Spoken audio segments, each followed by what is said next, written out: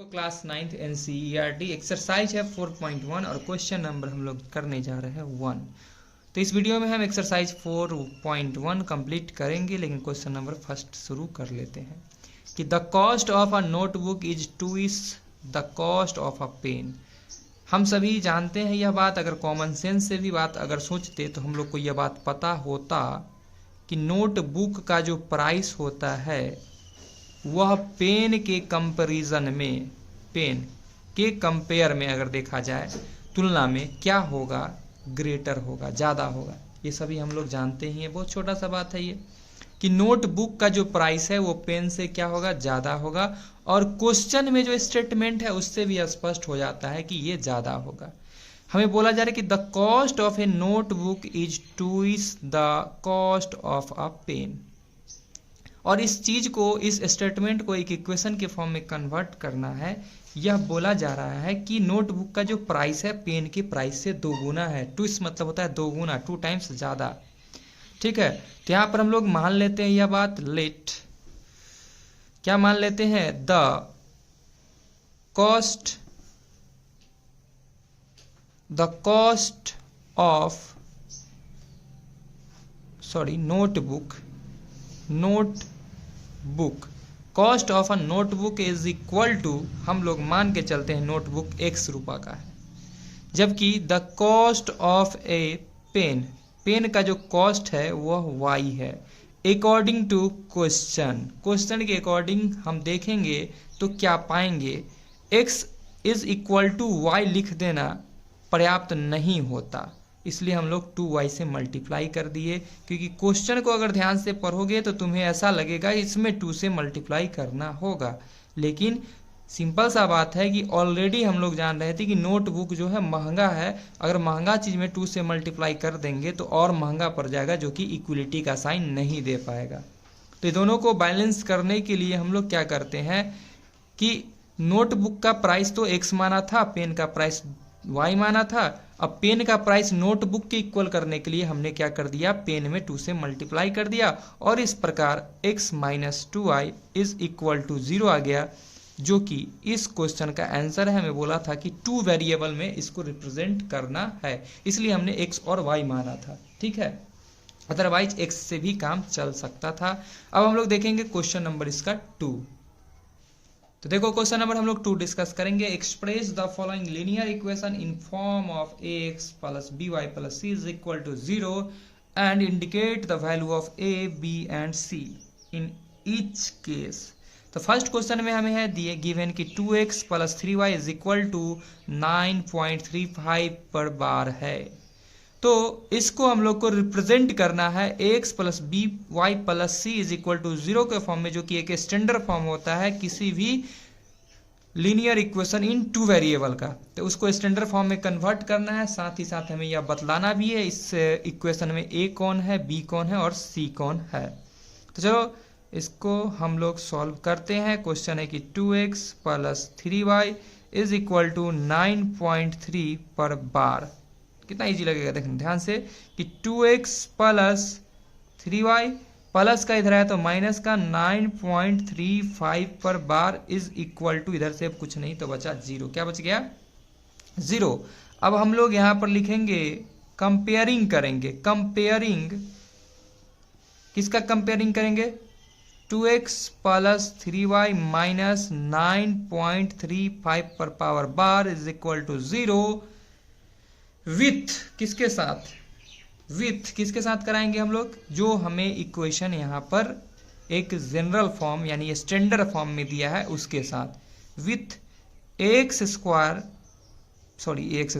X plus b y plus c is equal to 0 के साथ compare करेंगे। और कंपेयर करने के क्रम में हम यहाँ देख पाएंगे, hence here a is equal to, ध्यान से देखना a के जगह पे क्या है, 2 है। b is equal to, b के जगह y के साथ b है और b के साथ y के साथ यहाँ 3 है। c के साथ, c के जगह पे है माइनस 9.35 बार, और यही इस क्वेश्चन का फाइनल आंसर कहलाया। ठीक है, क्वेश्चन नंबर हम लोग देखेंगे इसके बाद सेकेंड।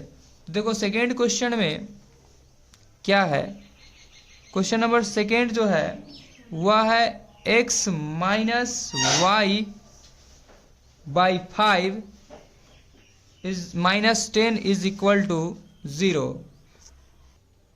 देखो क्वेश्चन नंबर 2, सबसे पहले इसको हम लोग कन्वर्ट कर लेंगे एकदम से एकदम जनरल फॉर्म में।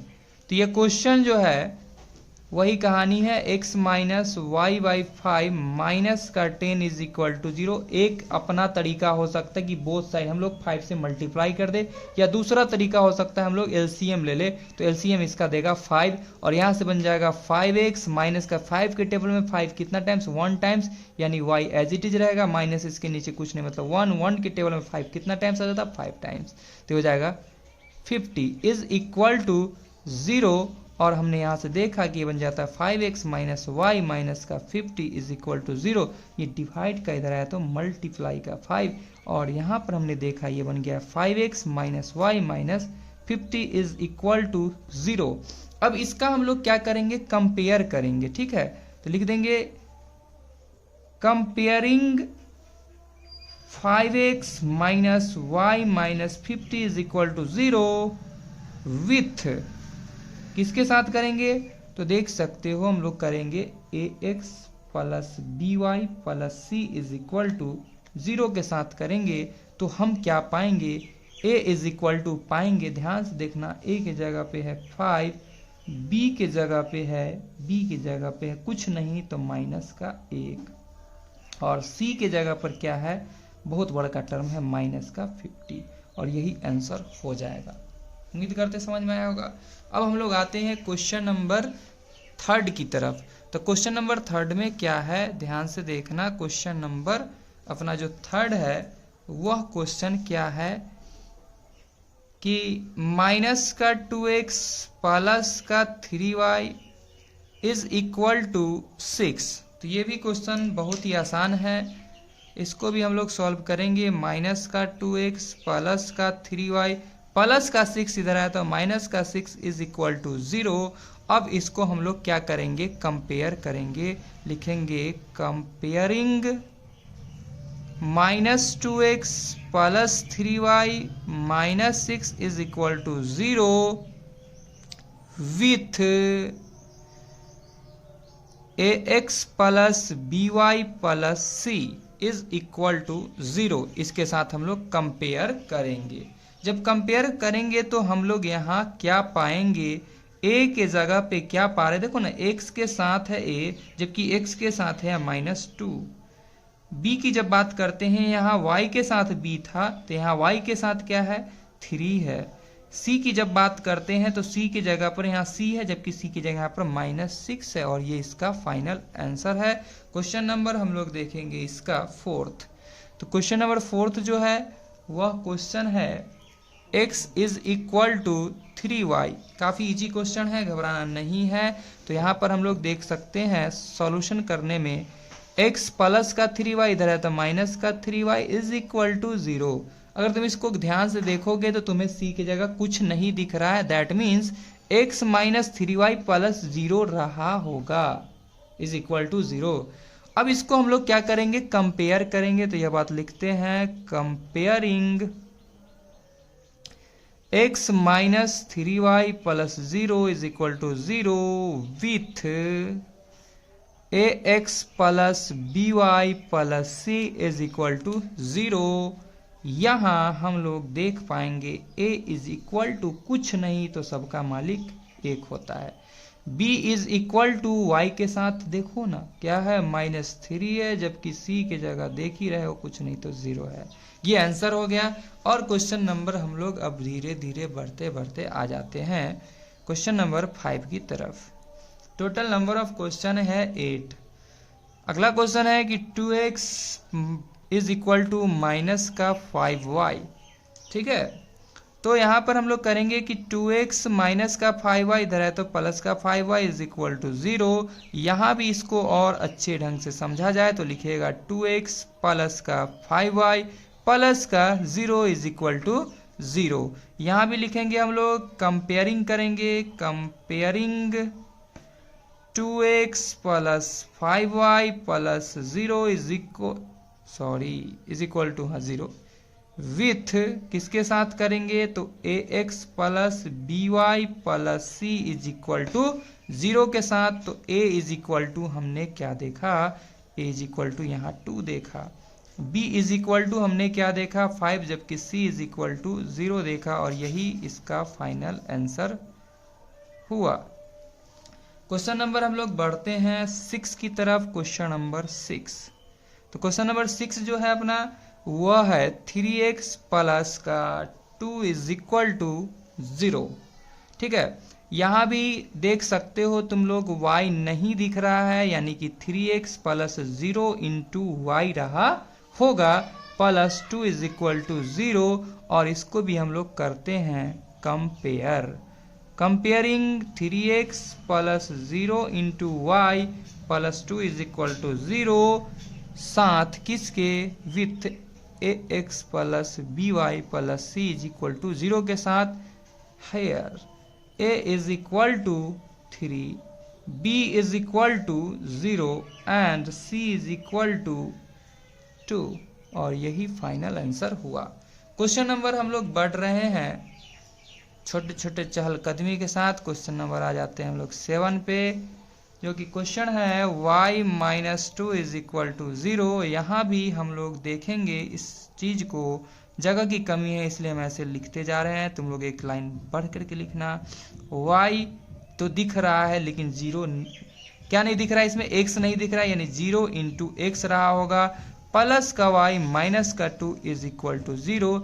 यहाँ भी वही बात कंपेयर करते हैं, comparing 0 into x plus y minus 2 is equal to 0 with ax plus by plus c is equal to 0 के साथ कंपेयर करते हैं, और हम यहाँ क्या पाते हैं a is equal to 0, b is equal to कुछ नहीं मतलब 1, जबकि c is equal to minus का 2, और यही आंसर हुआ। क्वेश्चन नंबर 8 जो कि होगा इस एक्सरसाइज का लास्ट क्वेश्चन है कि 5 इज इक्वल टू 2x। इस क्वेश्चन को हम लोग करते हैं सॉल्व आराम से। तो देखो 2x इसके साथ कुछ नहीं, तो प्लस 0 इंटू वाई हो सकता है, प्लस का 5 उधर भेज दिए तो माइनस का 5 इज इक्वल टू 0। यहाँ भी लिखते हैं हम लोग कंपेयर करके, comparing 2x plus 0 into y minus 5 is equal to 0 with ax plus by plus c is equal to 0।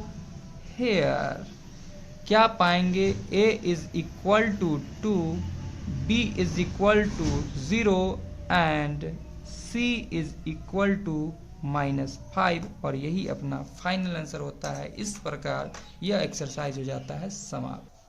तो तुम लोग देख सकते हो ये क्वेश्चन जो है इसका क्वेश्चन नंबर जो हम लोग 2 करेंगे, और क्वेश्चन नंबर जो 8 किए हैं इसका आंसर तुम लोग को नहीं मिला होगा। वजह क्या हो सकता है देख लेते हैं हम लोग।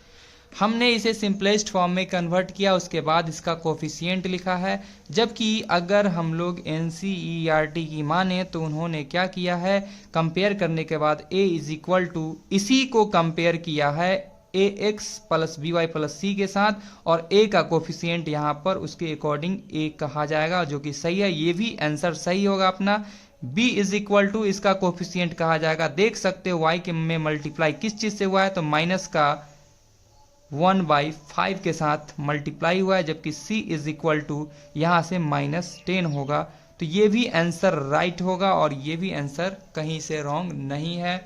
अब हम लोग देखेंगे क्वेश्चन नंबर 8, जिसका आंसर तुम लोग देखा होगा, प्लस माइनस का कुछ खेला वेला होगा।